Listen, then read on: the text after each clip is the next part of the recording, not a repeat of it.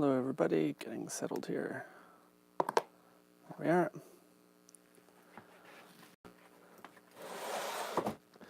I think we're all set. Welcome to the 12th edition of the McLuhan Institute Live, the Pre-McLuhan. I'm in here for another week, inventorying the library of Eric McLuhan. And it's funny the way things work out. I decided to look at a pair of books which are older, one book and one article, that are probably not very widely known, probably unknown to most people, but they're interesting for all that. And as I got here a bit earlier, I was inventorying some books, and as it so happens, this book was next on my list, and this is The American Language, H.L. Mencken, corrected, enlarged, and rewritten. I actually haven't opened it. So it has Eric McLuhan's name in it, 6th February 1988, Montreal. Dad was teaching at Dawson College in Montreal for some years. The American Language, An Inquiry into the Development of English in the United States, H.L. Mencken, 1937. This is funny this should come up because of what I'm going to talk about. Let's get you a little picture of Dad's signature there. Isn't that nice? As usual, follow along on the McLuhan Institute Instagram page to get more pictures of things. There's a note in here from Dad on some words. And this is actually quite marked up. There's a lot of notes in here. War and Identity, American Style, Mugwump, Poe's Enemy, Griswold. Be cool to take a closer look here. GKC, that's Chesterton, on Johnson's Dictionary. I'm just looking to see if there's a mention of this word that's going to come up in the piece we're going to look at in a second here, and there doesn't seem to be. Well, that's okay. Mencken happened to come up earlier when I came across this cool publication, Neurotica, number 5. This is from 1949. It's a really interesting alternative publication, which I hadn't heard of before. This is The Psychopathology of Time and Life, which is the title of an essay by Marshall McLuhan in here. This is a really interesting little publication, and I'm going to spend some more time with it than I am tonight, and read Marshall's essay more closely. I'm going to see about putting it up on the McLuhanInstitute.com website so you all can read it, because it is remarkable. But this journal itself is really interesting. Editorial gesture. We define neurosis as the defensive activities of normal individuals against abnormal environments. We assume that human beings are born non-neurotic and are neuroticized later. We do not agree that it is the measure of social intelligence and psychiatric health to adapt to and rationalize for every evil. We do not subscribe to the psychosomatic fashion of throwing the gun on the corpse and the blame on the victim. We give space to the description of the neuroses with which human beings defend themselves from an intolerable reality, but it is with this reality that we are primarily concerned. Neurotica is the first lay psychiatric magazine. It is our purpose to implement the realization on the parts of people that they live in a neurotic culture and that it is making neurotics out of them. The practitioners have their own journals. Neurotica is for the patients, present and future. I'm just going to continue because this is a really interesting kind of manifesto. As we see it, the little literary magazine is dead. The, quote, little mags that died to make verse free, end quote, have been replaced by subsidized vehicles for clique poetry, critical back-scratching, and professorial piddle, served up with a certain transparent overlay of regional or radical futilitarianism. Having embraced the preciosity and academicism that the little mag was raised up to fight, the current types find themselves wholly without purpose and practically without audience. The rich, living benefits of a definite audience and a definite purpose, are reserved at present for the technical journals on the one hand, and the jungle of propaganda slicks and perverted pulps on the other. Neurotica would like to bridge the gap with a popular approach to a technical subject. The reader will be required to rise to the material. It will not be watered down. It will not be digested, expurgated, vulgarized, and suited to the hypothetical lowest possible mentalities that we are not interested in it that are not interested in it in the first place. That's really interesting.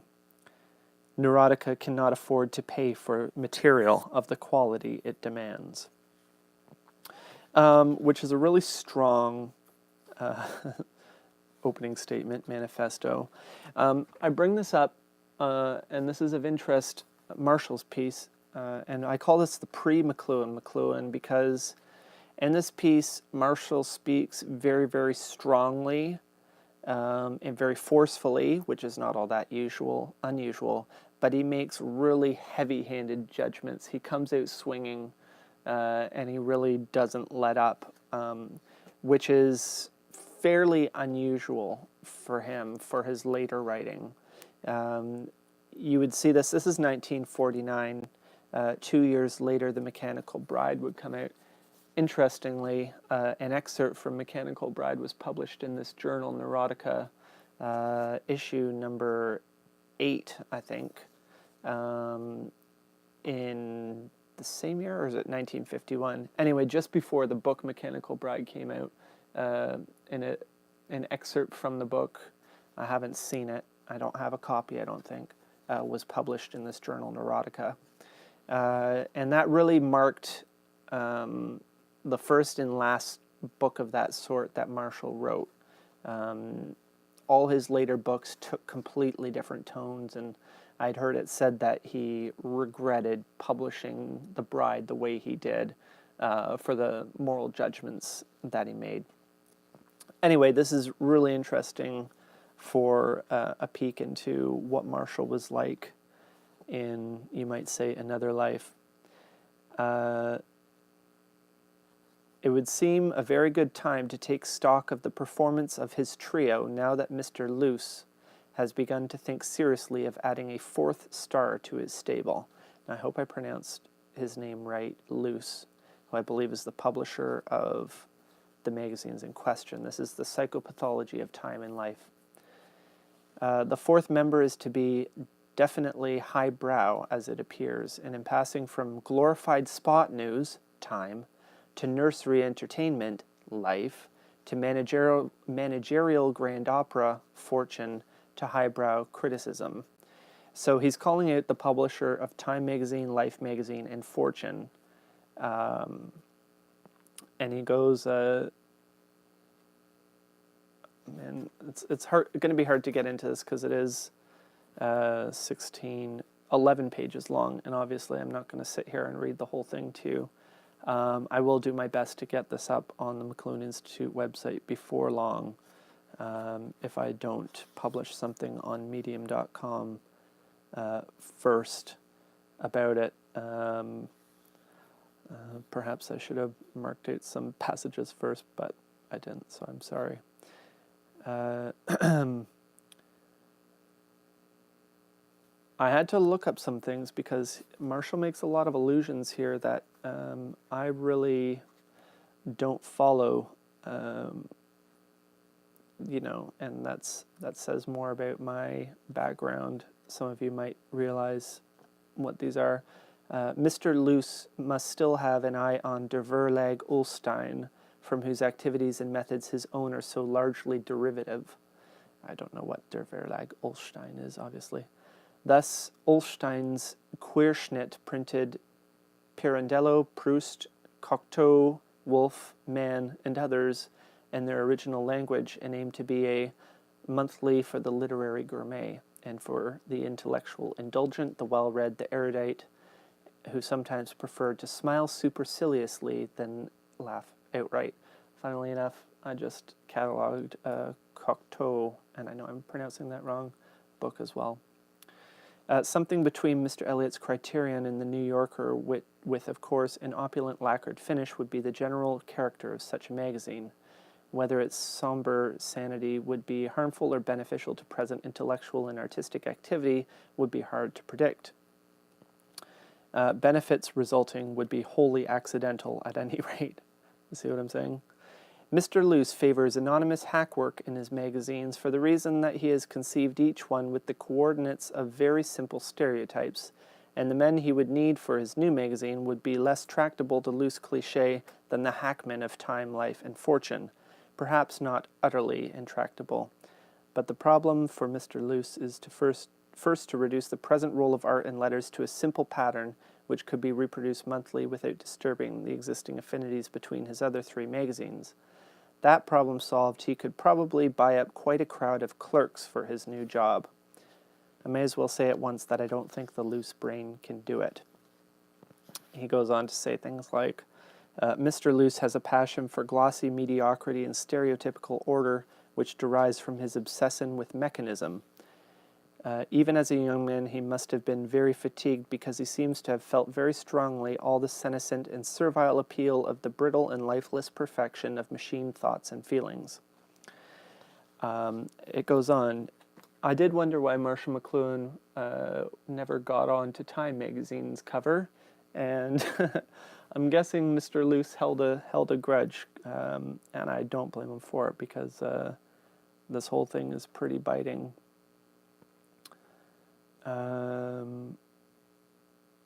For the independent artist and intellectual, the stereotype or insubordinate mechanism is death, the loss of perception and the abeyance of judgment.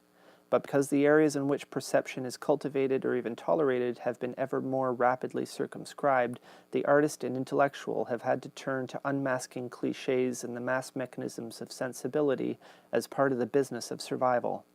Even in this role of the enemy of bloated inanities and glossy fakes, the artist and intellectual find the ultimate enemies of the human to be extremely elusive. The centers of political initiative today are as inaccessible as the accusers of a Kafka character. He goes on to say, I'll read one or two more quotes here.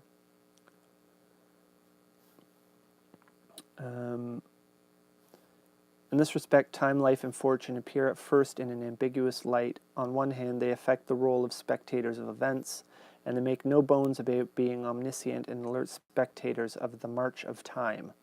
But on the other hand, they are always recommending their own spectator role in penny arcade vision to millions of readers, vigorously thrusting an emotionally charged spectator role on their readers by every device of popularized snob appeal, and the big stick of scientific know-how is surely taking political initiative. Basically, therefore, the loose triumvirate is carefully engineered political action, sub-doctrinaire and sub-rational action, it's true, but still much the strongest and most definite political action to be discerned in England or America. He says a bit here, Time, Life, and Fortune represent three levels of irresponsible politics in much the same sense as Hollywood is willy-nilly a political force. That is, neither TLF nor Hollywood attempts to hold up any kind of object or program for detached observation or appraisal, but both arrange their exhibits in such wise as to manipulate the standardized reflexes of a semi-hypnotized and mentally helpless audience. So that the art of the movie is not to be judged by the invention and arrangement of images, but by the effect which those images have on the contents of the mind or guts of a spectator, which is pretty funny. Is anybody still watching this? Oh, I still have you. I can't believe people will sit and listen to me read. I wanted to bring up one further thing because he made an allusion to Mencken. But I see I've been talking so long already, so I'll quit it. And if you're interested, I'll put up a note on the McLuhan Institute Facebook page, Twitter, Instagram, when I finally get around to doing more on this.